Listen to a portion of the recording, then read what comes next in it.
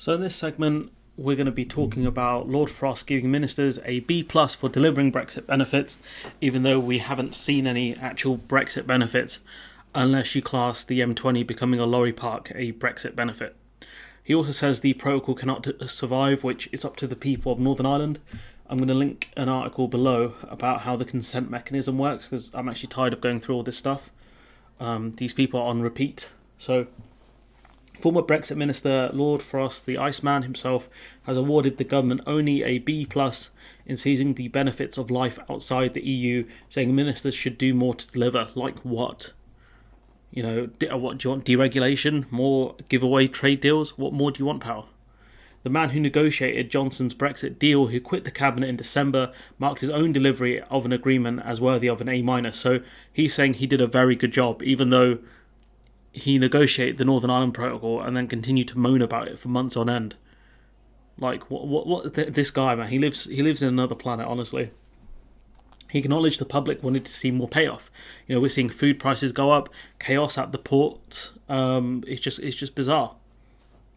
Frost told LBC, what are we doing to take advantage of Brexit? There's a lot more that could be done, and there's a lot more we could be doing so that some of the benefits can be visible and pay off. But the question is, you've had over a year. You've had what, since January last year to come up with stuff. Yes, the pandemic happened.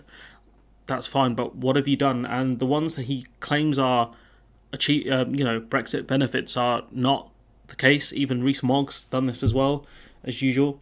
He goes, the Tory peer claimed that the vaccine rollout, which nothing to do with Brexit, it was regulated when we were part of the EU. It had nothing to do with it. And if you want more evidence of that, Hungary allowed the use of the Russian vaccine without EU approval. There was no court case. Hungary weren't penalised over it. There was no issue. So it's another false point. Leaning on Ukraine, we could have done that as a member of the EU. Different countries have done different things. For example, like the Czech Republic have sent over tanks fairly recently. We haven't sent any tanks. It's up to individual member states on what they want to do, and restoring democracy to the country, which is a lie. Are you saying the UK has been undemocratic for decades then? Is that what you're saying? Could all be credited to Brexit. Absolute joke. He does argue that, now all the laws will be made in the UK, but the problem is you're still adherent to the bigger market. We're going to cover a story in a couple of weeks, or a couple of days even, depending on how scheduling goes, about all new cars could be fitted with Big Brother speed limiters that set off alarms or reduce engine power under plans to fall in line with controversial EU ruling. So we're still going to be following EU rules around manufacturing and other things, because the EU is our largest market. If we don't make cars with these speed limiters in, then we're not going to be able to sell our cars in Europe. Like, come on, dude. Frost said, I'd like to see us do more on planning reform. Again, that's pretty much solely up to the UK government on planning reform, as far as I know. It's up to councils. Councils are notoriously slow. There's near where I live, there's a corner shop, and the lady said they had like a small little pharmacy counter inside it, and the lady that worked there told me it took them about 8 years to get planning permission to be able to expand out the pharmacy into its own shop. That's not the EU's fault, that's local government's fault. And there was a story we covered about some sort of planning dispute between a load of British immigrants in Spain and their local Spanish council. Like, nothing to do with the EU. Procurement reform, I think there could be stuff done there, it depends, but the most I've seen is that they apparently now can only have to sign one document instead of 75 or something like that, which is the most ridiculous thing I've ever heard. Honestly, if that's the best they've got. I think what procurement reforms they want to do is, VIP lanes and all that stuff, make it closed tendering, really. Restoring flexible labour markets. Like, what more do you want to do here? The UK has really bad working rights. We saw that with P&O, we see that with gig economy workers. Again, they don't offer any specifics because they have none. Reducing tariffs, that's fine, yeah, that's a Brexit benefit if you want to call it that. We can reduce tariffs on goods, but you haven't done that. We need to set up a schedule, I think, in the WTO. We haven't done that yet. Why not? We've had a long time to do it. Going harder on free trade deals, which we are trying. We're actively telling people we will give you everything you want for a trade deal. That's what we told the Americans. Joe Biden told us to get lost. That's what essentially we've told New Zealand and Australia, and they're getting huge benefits out of the trade deals that we are not. So again, it's just ridiculous. All sorts of these things. I mean, apart from reducing tariffs, there's not much they've actually given that would be Brexit benefits. The trade deals, we're going to get worse trade deals than the EU. We're already courting India very hard. An EU-India deal will be far better than a UK-India deal, that's guaranteed. Same thing with EU-Australia deal will be better than the Australia deal we get. So again, absolute rubbish. The Minister for Brexit Opportunities, Rees-Mogg, tasked with cutting red tape and delivering tangible gains from the UK's withdrawal, had issued a plea to the readers of The Sun to help him identify possible benefits. Asked about existing Brexit benefits, Frost ranked restoring democracy to the country. Again, that's a massive lie. In many EU countries, you can't decide everything through elections. In this country, we now can. I mean, that's actually not true. Because MEPs do decide on EU laws. They can vote them down. You could argue it's other countries that are involved in that, but again, it's a massive myth. This is in the country we now can. Okay, I mean it's not Brexit benefit, is it though? It's not anything really. The EU Parliament decides the EU laws, so. What are you talking about again?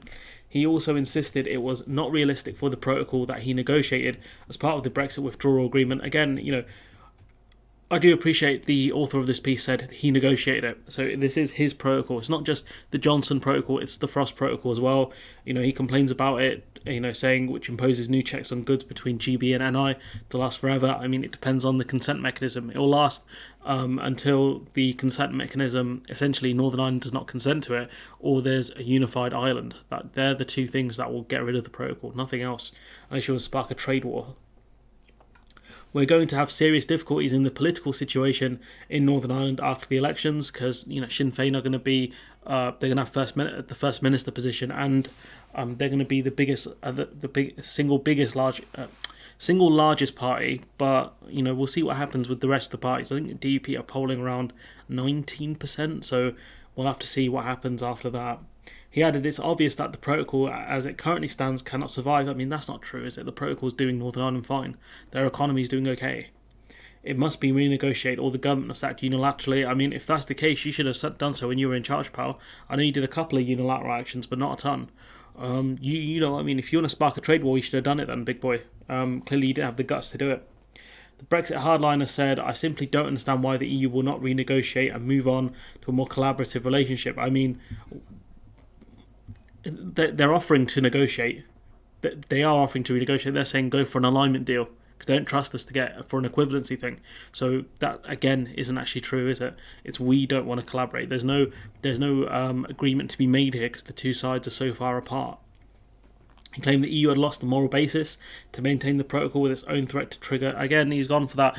They threatened to trigger Article 16 over the vaccines and all this other nonsense, but they didn't, did they? And you've been threatening to trigger Article 16 pretty much all of last year. So again, you don't have any moral basis either, do you? I mean, you could try and argue they did it first, but you sound like a child at that point. I guess you are very childish, Frost. The rest of this article is not much more to it. It's stuff about Germany. About Liz Truss. There's not a ton more I think I wanted to talk about here. Actually, there's a bit more. Frost said he did not think one fixed penalty notice is itself grounds for resignation about Johnson. The Prime Minister is on record saying to Parliament that all the rules were observed and there were no parties. That's obviously not the case. So Frost kind of disagreeing with Johnson about Johnson's take on it, which is quite interesting. But Frost is one of Johnson's biggest supporters. I think he was desperate for a trade war with the EU and he didn't get it. That's why he resigned. But overall, giving the government a B+, give them an F, really. They've turned the M20 into a lorry park. Food prices are going up, etc. The UK is getting really fraudulent trade deals. We've lost, essentially, our biggest single trading partner. And let's not forget the Dutch are benefiting from this massively, which shouts out to the Dutch, which is the UK company setting up warehouses and other things inside the Netherlands. So the Dutch are winning. You could give the Dutch a B+ for kind of getting the Brexit benefits, but aside from that, we're not seeing many. And of course, he goes on Nick Ferrari's show. He won't go on James O'Brien's show, would he? Because Nick Ferrari's a joke. Anyways, I'll leave it there. Let me know what you think in the comments below. Like, comment, share, subscribe. Support the channel on Patreon if you can, and hopefully I'll see you in the next one.